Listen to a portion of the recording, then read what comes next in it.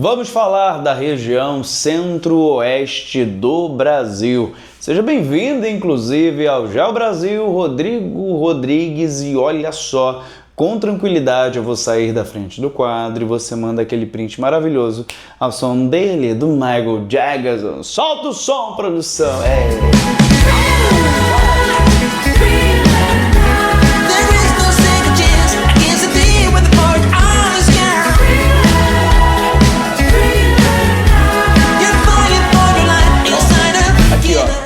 Chamei aqui coisa linda. Gente, presta muita atenção porque nós temos uma playlist especial sobre as regiões do Brasil e nessa playlist você tem acesso a cada região do nosso território com análise densa, daquele jeito que você gosta. Você já deu esse print no quadro, joga tudo no teu caderno e vem pra cá, uma aula direta ao ponto.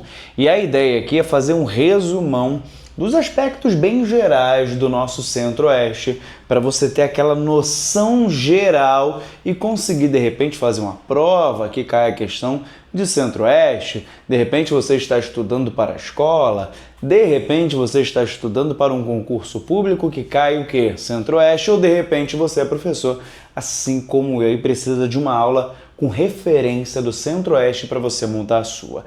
Não interessa qual é de fato a sua necessidade, vem para cá porque tem certeza que vai cair feito luva. Primeiro passo é você olhar para o nosso mapa, porque é objeto de estudo da geografia e espaço geográfico. Então já olha para o mapa maravilhoso do Brasil e começa identificando a região centro-oeste do nosso território. E aí você tem 3 estados, tá bom?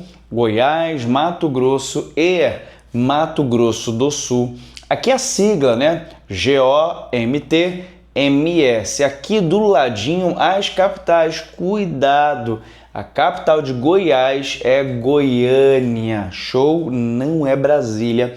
E eu já vou falar sobre isso. Na sequência você tem Mato Grosso, Cuiabá, Mato Grosso do Sul e Campo Grande. Detalhe importante que Brasília foi e é uma cidade que foi construída e atualmente é a nossa capital, o nosso DF, Distrito Federal. Beleza até aí? Antes de Brasília ser o nosso Distrito Federal, nós tivemos o Rio de Janeiro. Nós aqui, eu estou gravando do Rio de Janeiro, caso você não saiba, tá? E antes foi Salvador. Então nós já estamos no nosso terceiro e último distrito. Eu creio que não vai mudar porque Brasília foi construída exatamente para abrigar a capital do nosso território. E Brasília está dentro do estado de Goiás. Então cuidado para você não realizar nenhum tipinho de confusão por aqui, que é a última coisa que nós queremos. Combinado até aí? Rodrigo, já entendi, peguei aqui a visão, já sei quais são os 3 estados, eu já sei a sigla de cada um, já sei o que? Coisa linda, bonita, as capitais, já tô ligado qual é de Brasília dessa parada, então tá coisa linda, maravilhosa. Vem agora para os aspectos físicos, ó, clima e vegetação. É importante você conseguir conectar o clima com o tipo de vegetação, legal? Pensa que o clima ele vai anteceder o tipo de vegetação. Então, se você tem, por um exemplo, um clima bem úmido e bem quente, é uma tendência natural você ter uma vegetação um pouco mais exuberante. Se você tem um clima bem quente e bem sequinho, é uma tendência natural você ter uma vegetação adaptada a essa condição. Por exemplo, você vai ver a existência de cactáceos para sobreviver a essa adversidade climática.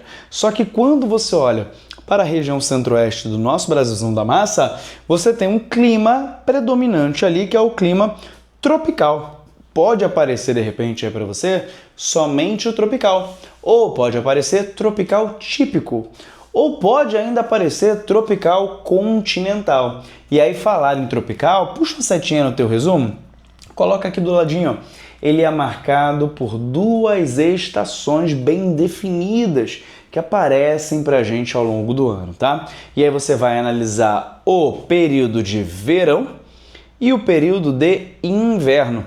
E aí você vai falar que o verão, gente, ele é mais úmido, chove um pouquinho mais, e o inverno ele já é mais seco, chove um pouquinho menos, beleza? Com isso você vai ter uma vegetação buscando adaptabilidade a essa condição de, poxa, tem um período que chove bastante e um período que não chove. Então eu, vegetação, preciso me adaptar a essa condição. E aí você chega na vegetação, que também é um bioma brasileiro, chamado de cerrado. O cerrado ele é marcado por uma vegetação que consegue se adaptar. Legal? A gente chama de tropófila, porque ela consegue se adaptar a um momento bem úmido do ano e a um momento mais seco do ano. Legal? Outro detalhe importante sobre o Cerrado da Massa, coisa linda. O Cerrado, meu povo lindo e maravilhoso, ele é uma vegetação um pouco mais aberta, legal? Ou seja, significa que os arbustos existentes no cerrado, você vai encontrar sempre uma palavrinha assim, ó, espaçado, espalhado, legal? Então você tem uma árvore aqui, um grande espaço, uma árvore lá atrás, uma árvore lá, uma árvore aqui. Lembra também que o cerrado ele é comparado à savana africana. A localização geográfica é basicamente a mesma, que vai mudar é a nossa referência em relação aos mamíferos. Já o Pantanal você só encontra no Mato Grosso e Mato Grosso do Sul, por isso que vai aparecer de repente aí no seu material, que é o Pantanal Mato-Grossense, porque só existe dentro do território de Mato Grosso e Mato Grosso do Sul. Coisa linda! E lá existe uma grande biodiversidade, que é uma variedade de vida, né?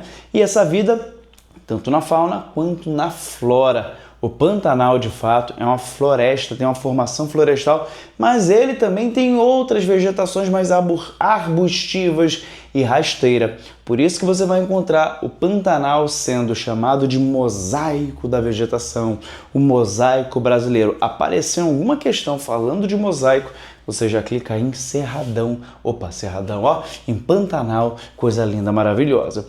Falando de relevo, na região central do Brasil a gente tem uma predominância de planaltos e principalmente lá chapadas dos Guimarães, por exemplo, dos Veadeiros é um outro exemplo bacana. A chapada é um tipo de planalto em que o seu topo ele vai ser chapado mesmo, parece que bateram nele aqui e ele ficou um pouco mais aplanado, bacana. Então esse tipo de planalto, porque chapada é um tipo de planalto em que o topo ele é reto, né? Ele tem essa ideia de ser retilíneo, como se tivesse sido chapado, bateram nele, ele ficou retinho assim.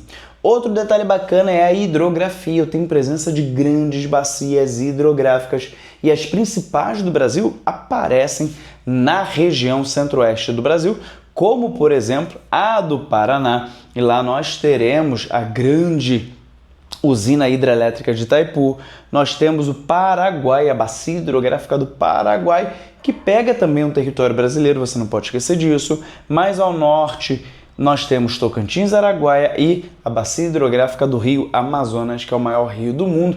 Ele tem um destaque maior na região norte, mas para você entender que o centro-oeste também abarca, termina pegando algumas dessas grandes bacias hidrográficas, tá? Vem pra cá que é coisa linda. A região agora, vamos falar de economia e aspecto social. A região centro-oeste tem o terceiro maior PIB. Lembrando que o primeiro é o sudeste, o segundo sul, terceiro centro-oeste. O destaque econômico para lá é o setor da agricultura somado à pecuária, principalmente a bovina.